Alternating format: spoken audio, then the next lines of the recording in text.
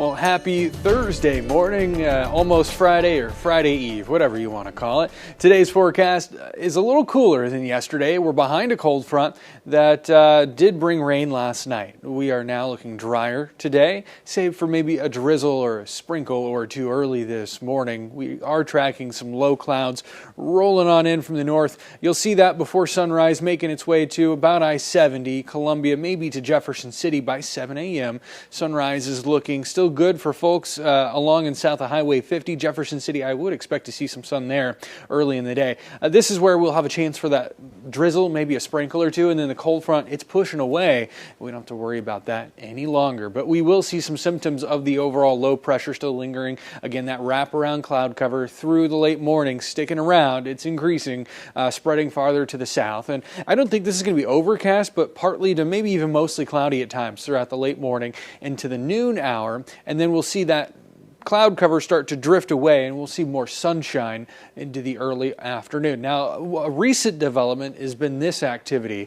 A little bit of a disturbance rolling on in during the dinner hour. We could have a few sprinkles in the northeast, maybe some more of that drizzle again as we head into the dinner hour. So watch for that from Columbia, Jefferson City, and areas to the north and east. So Fulton, Mexico, Paris, Macon, maybe more likely those northeastern edge counties, Montgomery.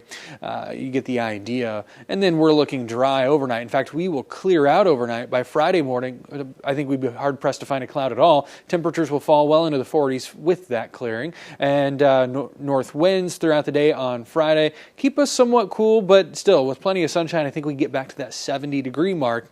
And then we'll do that again on Saturday. In fact, let's take a look at the weekend. It's looking pleasant. We will have a dry cold front pass through Friday night into Saturday. You don't really notice it. We won't see any cloud cover likely or at all chances for rain. Really not much of a cool down. We will have that north wind influence throughout the day on Saturday that keeps us in the 70s despite more sunshine. You see some high clouds here to our south, but overall we're still seeing building high pressure Saturday into Sunday morning, and then that high pressure moves away. We'll see more winds out of the south and a little bit of a disturbance rolling through at the upper levels on the end of the weekend, Sunday into Monday. You see that here.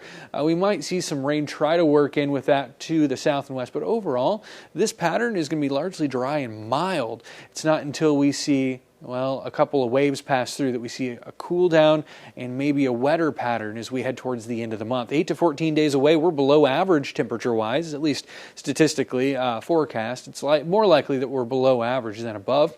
And as we look at the rain outlook, things are trending towards the above average there, at least wetter than average through that time frame, 8 to 14 days out. That would take us through the end of October, through Halloween, and into early November. Now, details beyond that are scarce. Not saying it will rain on Halloween. There's a good chance that it won't. But that is the pattern that we're looking at towards the end of the month. So to give you something to look at other than the 7-day. Speaking of the 7-day, our Friday forecast there, Friday night football looking great, dry.